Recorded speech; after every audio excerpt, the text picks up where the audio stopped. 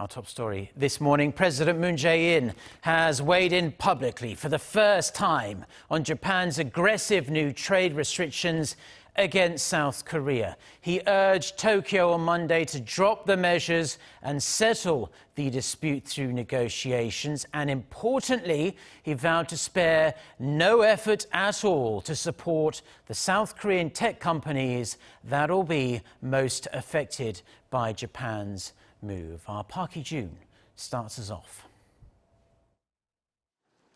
President Moon Jae-in has demanded that Japan calls off its latest trade restrictions in his first public remarks since the announcement of the export curbs. 일본 측의 조치 철회와 양국 간의 성의 있는 협의를 촉구합니다. 무역은 공동 번영의 도구여야 한다는 국제사회의 믿음과 일본이 늘 주창해온 자유무역의 원칙으로 되돌아가기를 바랍니다.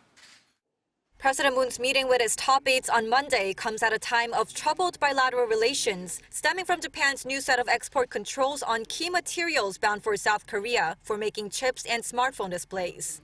President Moon said he will try to resolve the dispute calmly in a diplomatic manner, but he made it clear that he will not stand back while Korean companies suffer the consequences. He promised to draw up short-term solutions to minimize the damage while working to remove the deep-rooted structural economic vulnerabilities in the long term. 전례 없는 비상황 상황에 무엇보다 중요한 것은 정부와 경제계가 긴밀하게 소통하고 협력하는 것입니다. 청와대와 관련 부처 모두가 나서 상황 변화에 따른 해당 기업들의 애로를 직접 듣고 해결 방안을 함께 논의하며 필요한 지원을 아끼지 말아야 할 것입니다. And to do that, President Moon is planning a meeting with the executives of 30 major South Korean companies on Wednesday. Taking the lead in dealing with the issue, the president is expected to exchange ideas on possible solutions. And learning from the bilateral trade dispute, President Moon says he will use this lesson to solve these structural issues in the Korean economy.